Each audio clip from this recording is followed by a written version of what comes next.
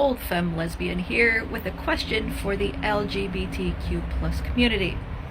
I am an editor and a writer, and I have a question for you about terminology. What is the difference between masc and butch? Cowboy Jen made a great video in response to this question. You should go watch it. But I wanted to jump in because there is so much to talk about with the history of butches, the importance of butches to the queer community, and the difference between butches and mascs, both of whom subvert the idea that masculinity is the exclusive purview of people assigned male at birth. Welcome back to Yesterqueers. My name's Amanda, and I'm a public historian who talks about queer history on the internet. I agree with the overall explanation that butch is an identity, whereas masc can be an aesthetic, but there's considerable overlap between the two, and these aren't the only two terms used by people who are masc of center, nor are they exclusive to lesbians and sapphic women. Butch, for example, has been used in the ballroom community for decades in competition categories like Butch Queen. The etymological origins of the term butch are a little fuzzy, but it appeared in American slang in the early 1900s as a term for a tough kid, likely inspired by Butch Cassidy, who got his nickname as an apprentice butcher in Wyoming.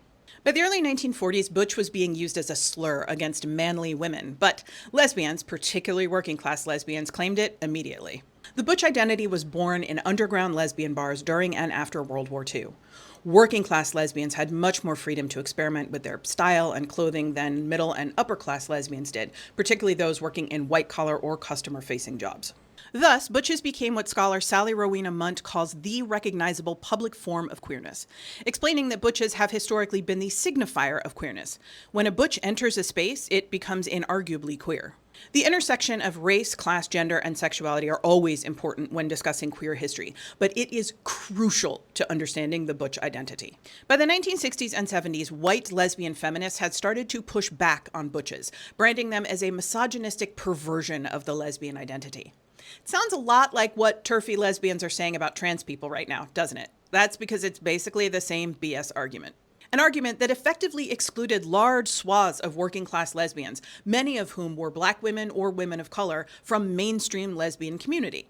But since the overarching characteristic of butches is the complete refusal to comply with any sort of bullshit societal norms, those communities continued to flourish in the margins until they came roaring back into the mainstream in the 1990s, where they've stayed, more or less, for the last 30 years. Masc, on the other hand, has only gained popularity as an identifier in the last 14 years or so, since activist B. Cole coined masc of center as an umbrella term to encompass all of the gender non-conforming identities embodied by queer people of color. The term has since been claimed by the entire queer community, by which I mean white people have started to use it too, but it has its roots in the specific experiences of queer people of color. B. Cole and the Brown Boy Project continue to prioritize support that improves the lives of masculine of center women, queer people, and trans people of color. Because masc of center is an umbrella term, its shortened form, masc, doesn't describe a specific identity, but a way of existing in the world on the masculine end of the gender presentation spectrum. It's used by all types of queer people, gay men labeling themselves as masc for masc on dating sites, people identifying as trans masc when asked their gender, lesbians describing their style as masc. Masc is an expansive term that encompasses a spectrum of identities. Some would even put butch under the masc umbrella, though there is fierce debate about that. Both language and our understanding of identity are fluid and ever-changing. And before anyone comments with the old, if words mean everything, then they don't mean anything, stop it. That's not how words work. They have meaning, and that meaning changes over time. And look, I know that it can be hard to keep up.